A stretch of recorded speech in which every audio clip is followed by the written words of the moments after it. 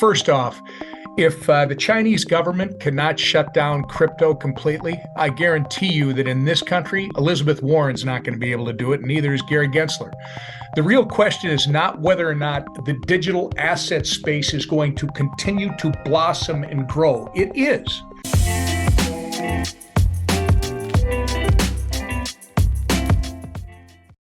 This content is brought to you by Uphold, which is a great crypto platform that I've been using since 2018. Uphold has all the top cryptocurrencies, Bitcoin, and all the altcoins. In fact, they have 260 plus cryptocurrencies on their platform. You can also trade precious metals, stablecoins, and 37 fiat currencies. In addition, they are available in over 150 countries.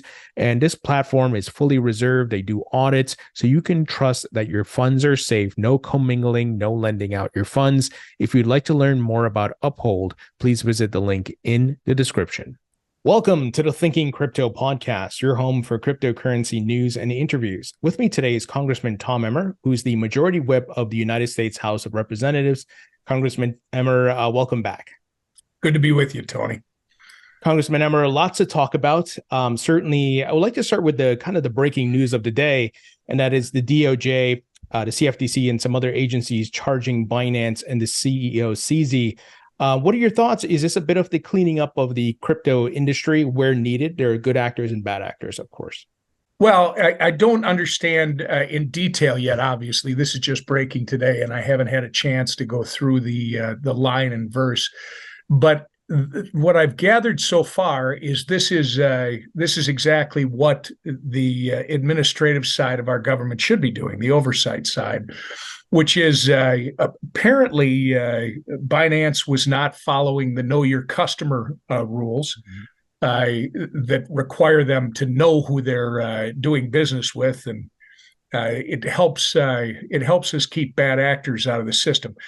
They've apparently admitted to some wrongdoing or oversight or negligent behavior, and they've acknowledged that it's a problem. Their CEO resigned, and they're going to pay a fine of $3+ billion. So I think the system is working in that case, but we'll see when we know more about the details.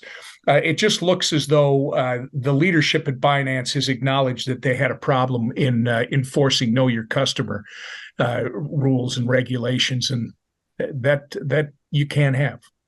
Yeah, absolutely. And agree with you there.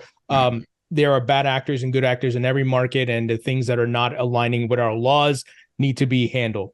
But the juxtaposition, which we've been talking about for a long time, is that we have Gary Gensler, the SEC, seemingly allowing bad actors like FTX and Celsius to have their way and collapse and hurt the market. And he's attacking good actors. So you have this confusion on his end. Well, it's more than just confusion, Tony. I mean, you're right. He's had all these bad things happen on his watch because he's not willing to do the oversight that truly is necessary with FTX. He was more interested, in my opinion, in doing a backroom deal to give FTX an inside track to being a crypto exchange in the United States before he realized, or maybe he should have known already, that it was a corrupt business, as old as finance itself, right? A centralized control operation that, they were, it was basically a Ponzi scheme that they were running, and the house of cards finally came down. The ones you're talking about, Coinbase, I believe, and then I think today there's a SEC enforcement action, I believe, that was brought against Kraken, which, I mean, that's fine if that's what their job is, but these send up red flags because Gary Gensler and the SEC has not promulgated any rules, has not put out any list of things that someone in this area, an entity working in this area, can rely on.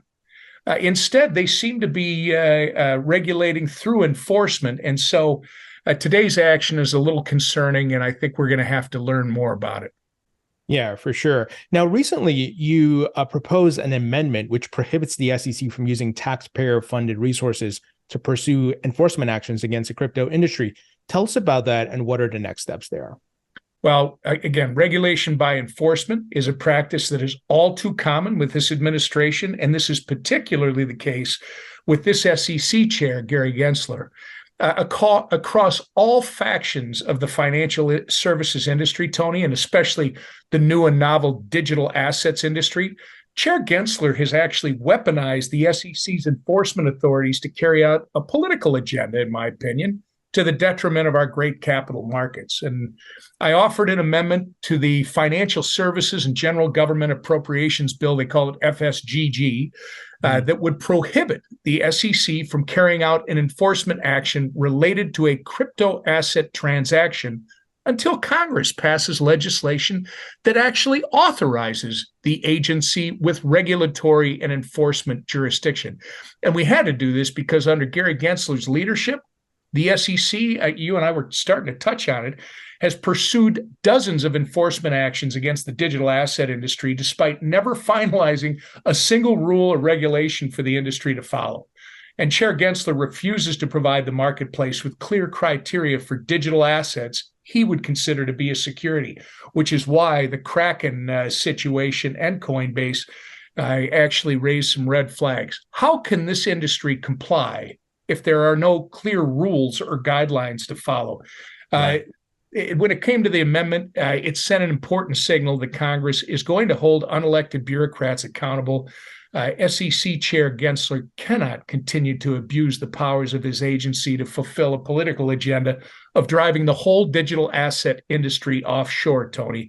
Congress has to be able to finish its legislative work so we can protect the future of digital asset innovation and make sure that it's done by Americans, not restricted by unelected bureaucrats in D.C. Yeah, absolutely. And a prime example, it was just announced yesterday at Bittrex Global, they're shutting their doors. They were once in the United States. They got sued by the SEC. They left the United States and unfortunately they're going out of business. And there's just seems to be a lot of confusion coming from the SEC because you have those like Commissioners Mark Ueda and Hester Peirce, who have put out guidelines say, hey, we should work this way, and here's what we can do to work with the industry and meet in the middle of the road. But it seems like Gary Gensler, though, is going a bit crazy and is part of the problem. He has Elizabeth Warren behind him, and many folks want to know, how can we slow Elizabeth Warren down, because she seems to be the one empowering Gary Gensler. Well, let's go at this directly. First off, if the Chinese government cannot shut down crypto completely, I guarantee you that in this country, Elizabeth Warren's not going to be able to do it, and neither is Gary Gensler. The real question is not whether or not the digital asset space is going to continue to blossom and grow. It is. Mm-hmm. The real question is, Tony, is it going to do it here in the United States? Or are we going to push it offshore to some distant location and forego any benefit that comes with it? Keep in mind, in the 1990s, we had a period that started, late 1980s that was called the boom economy. Mm-hmm. This was the largest 25 years of the largest wealth creation the world has ever known. And I believe it was driven in large part by the technological advances, by the internet being allowed to blossom in this country. We're at another growth point with digital assets. And I can understand how the central authorities and central bankers, central authorities like Elizabeth Warren, our Treasury, Gary Gensler, the FDIC, I can understand how this is very concerning to them, because this goes right at their power. If you and I, if Tony and Tom can do business together directly without having a third-party intermediary, or better yet, not having the government in between our transaction, Tony, we're going to be empowered to do what is best for us without regard to what the government might want us to do. That's the way it should be working. This whole area, the digital asset space and everything that comes with it, is about empowering individuals to make the best decisions for themselves. Whether you want an intermediary or not is going to be our choice. Unfortunately, Elizabeth Warren and Gary Gensler in that world lose a lot of their power. And I think that's why they're struggling so hard to stop this. So, Congressman Emmer, the checks and balances seem to be working a bit where the courts, the judicial branch, has been handing the SEC losses here, highlighting their overreach, their hypocrisy, and lack of allegiance to the law. Losses to Grayscale and with Ripple. What are your thoughts on those court rulings? Well, those are the two key cases that I would say they were big losses last summer that the SEC and Gary Gensler experienced.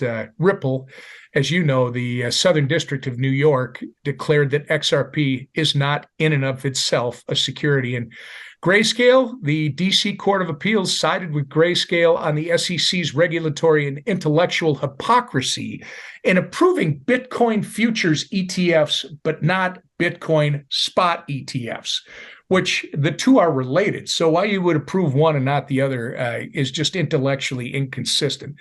These wins, as you correctly point out, are wins for the industry. And they highlight that the rules of the road are not clear for the industry, despite Gary Gensler's best efforts to pretend like they are. I guess the bottom line on that one is the SEC is an incompetent cop on the beat, which I've said over and over. And the crypto community's refusal to lay down and die is proving Gensler's incompetency in the courts. And that's a good thing. Now, a hard question for you, because a lot of people are asking about this. Chairman Patrick McHenry, he did say he has threatened a subpoena against Gary Gensler over FTX documents.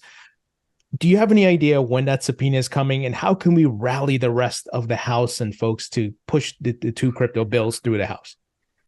I think two separate questions. I think McHenry is definitely an advocate for the industry. It's an honor for me to have him as our chair.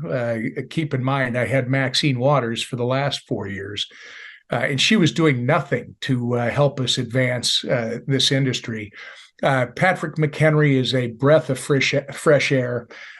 When he brings that or issues that subpoena, Tony, I can't tell you, he will make that decision.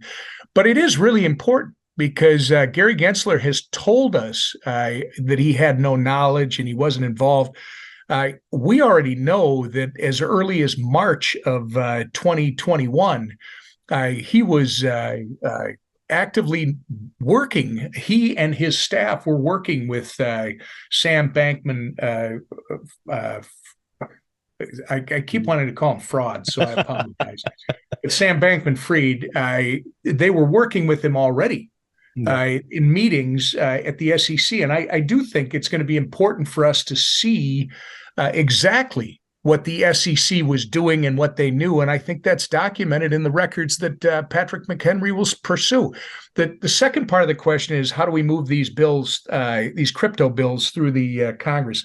I think you're going to see that before the end of the year.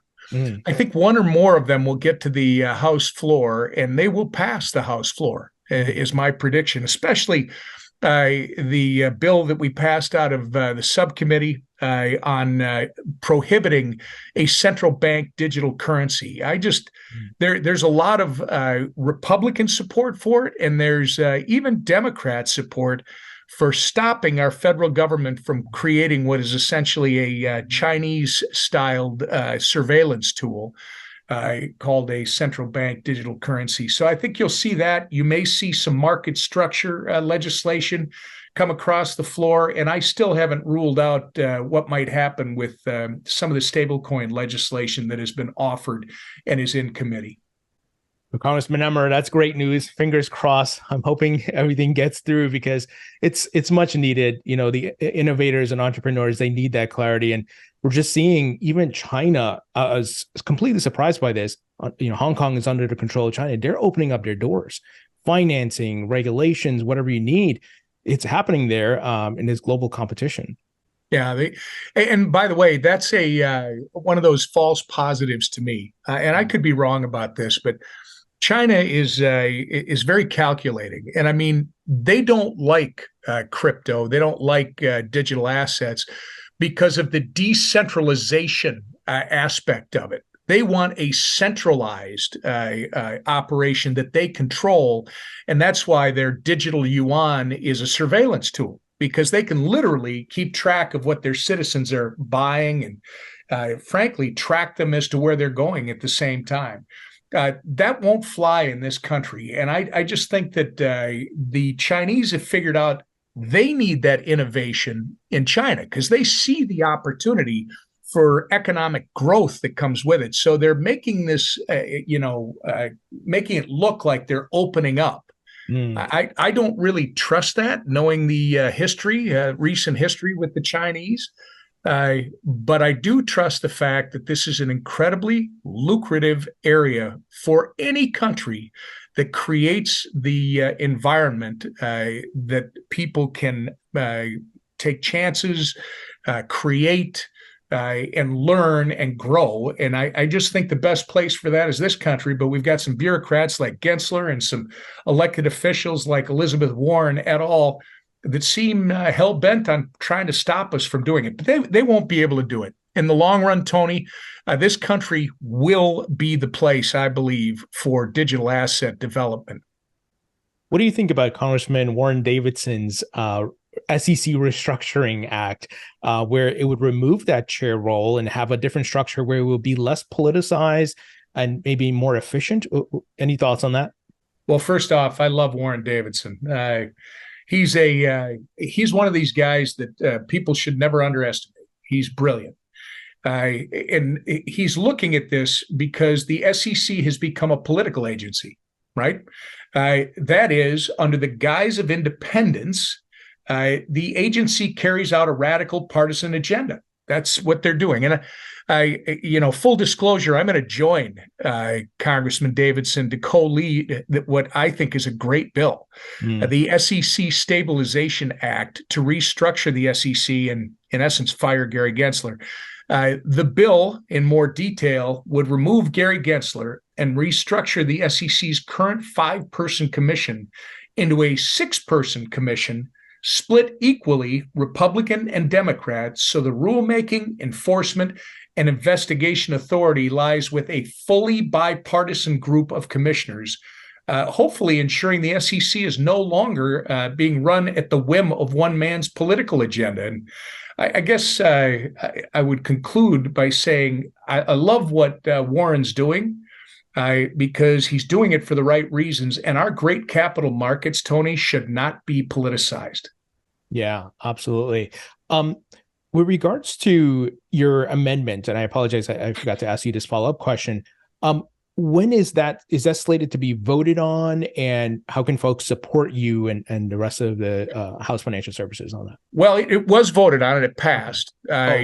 We had the amendment on the floor, I think, 2 weeks ago with the Financial Services bill itself, appropriations bill.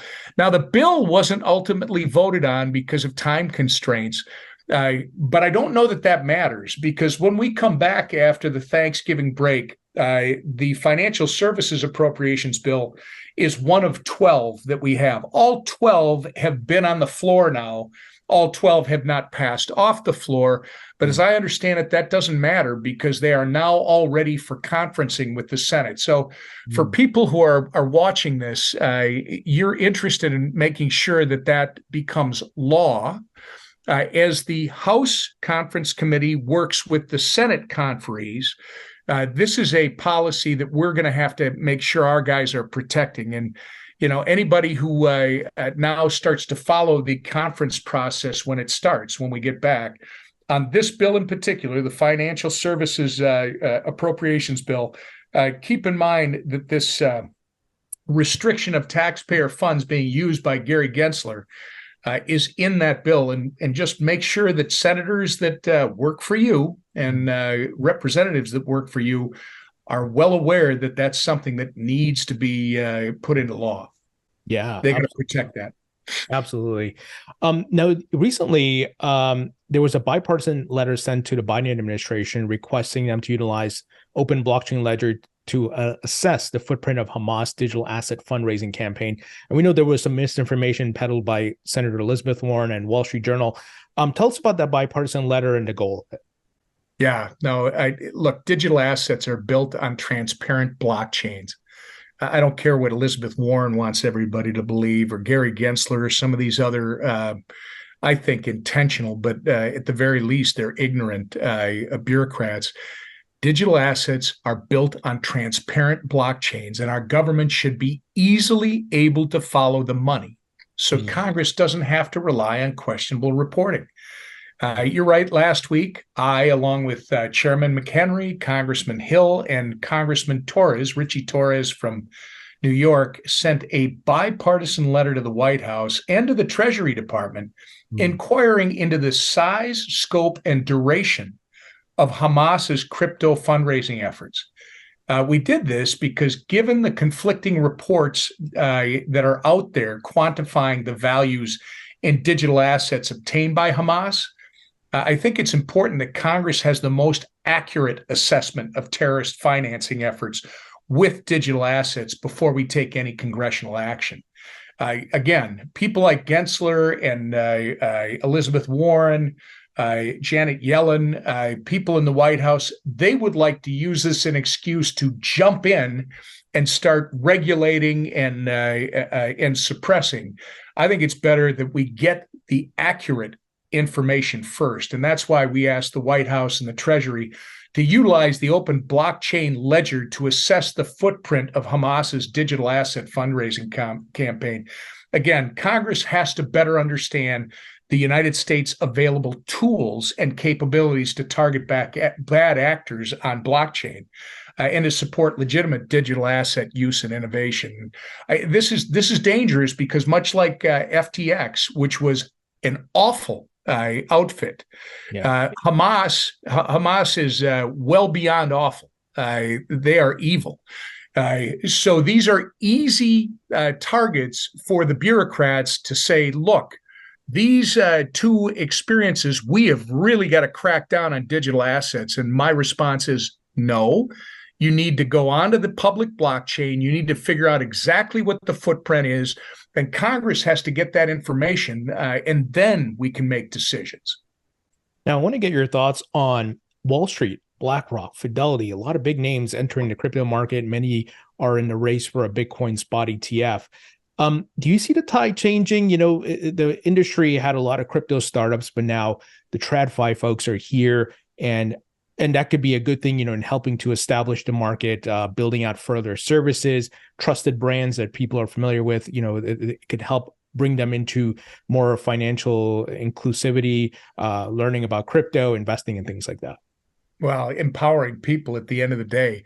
It's not just inclusivity, it's giving people the power over their own decision-making when it comes to what's best for them in their lives. And you just made my point that I tried to make earlier about, I don't care what Gary Gensler does with his political partisan attack on this industry, Elizabeth Warren et al. You cannot stop innovation. You cannot stop entrepreneurs. You may direct them to other places to get their work done, but people want to advance. People want to improve. This whole area is going to continue to grow. I'm confident. And I know that we go from crypto to whether it's Bitcoin or some other token, to stable coins, to all kinds of different products that are offered out there. It's great. It should continue. It should grow, and I really am bullish on the future, regardless of the challenges that we're going to have before us. Now, circling back to your CBDC Anti-Surveillance Act, there are questions coming up that, okay, let's say the United States does not go the route of a digital dollar. You have these other countries, and especially like China with their digital yuan. How does the United States remain competitive? Is it that they use a free market stablecoin, for example, like USDC? How are you envisioning that? So I don't think the U.S. Look, open, permissionless, and private. Tony, you've probably heard me say that over and over again. I'm not opposed to a central bank digital currency outright. But in order for you to do a central bank digital currency, it has to emulate cash. It has to be open to everyone. It has to be permissionless. And in other words, the government doesn't get to control who's in it and who's not. And it has to be private. Anything less opens the door to the development of a dangerous financial tool. I would call it surveillance. The CBDC Anti-Surveillance State Act halts the efforts of unelected bureaucrats in Washington from issuing a central bank digital currency that dismantles Americans' right to financial privacy. So when people say to me, aren't you afraid of falling behind the Chinese? Absolutely not. I do not want to emulate the Communist Party of China that has created a digital yuan that surveils its citizenry. We do not want that in this country. And countries around the world that are getting involved in that, the results are not going to be, it's not going to end well.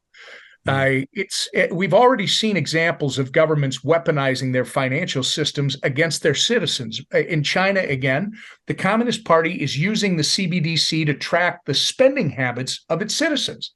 The data is being used to create a social credit system that rewards or punishes people based on their behavior. Closer to home, in the Western Hemisphere, Tony, in Canada specifically, the Trudeau administration actually froze the bank accounts of individuals involved in the 2022 trucker protests. This is dangerous stuff, and the appetite for financial surveillance may be gaining a stronghold right here at home. The White House issued an executive order placing urgency on CBDC research and development, and the agency reports that the executive order has made it clear that the Biden administration is not only itching to create a central bank digital currency, but they're willing to trade Americans' right to financial privacy for the surveillance style CBDC. So in my opinion, Tony, you do not make trade-offs with Americans' rights. As other countries like China develop these CBDCs that fundamentally omit the benefits and protections of cash, it's more important than ever that the United States digital currency policy upholds our American values of privacy, individual sovereignty, and free market competitiveness. And, we reintroduced this bill in early September, and it passed out of the Financial Services Committee in late September. So it's ready to go to the floor anytime, and I'm hopeful that it's going to go to the floor before the end of the year. Sure, and that's great news. Final question here before I let you go. Stablecoins. So you have PayPal launching a stablecoin, you have USDC, you have Tether. There's other companies who may look to launch stablecoin, maybe Amazon, who knows, right? And they tag it to their Prime service. So I guess my question here is, how do we regulate this? Where, yes, stablecoins can happen. They're allowed to be in the market, but at some point, there's going to have to be some sort of policing here. How are you and the folks in the House looking to regulate this? Well, that's why I said earlier that I'm still hopeful. I'm not ruling out stablecoin legislation coming out of committee and making it to the House floor in this year yet. Certainly in this Congress, our concern is about ensuring people around the world, making sure that they're using a U.S. regulated dollar-backed stablecoin instead of a non-U.S. regulated dollar-backed stablecoin. I mean, that's bottom line. And Congress really has to have a sense of urgency to bring the transaction volume that you're talking about into the United States regulatory umbrella. And it's a national security risk to delay passing a common sense stablecoin bill for the very reasons that you just outlined. I mean, they're growing everywhere. You want to make sure that this is growing in the right way.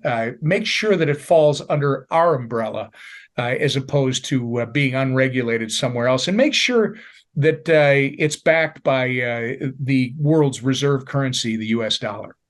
Yeah, that's a big thing where I'm curious myself, in the U.S. maintaining that world reserve currency status, and can stable coins where people want the U.S. dollar to be used, that they can use the U.S. dollar backed stable coin, and the U.S. maintaining that world reserve currency status. But, we'll have to wait and see how things play out. But Congressman Tom Emmer, thank you. Appreciate all the great work you're doing. And thank you for your time. Thank you, Tony. Great being with you. Have a great Thanksgiving, man.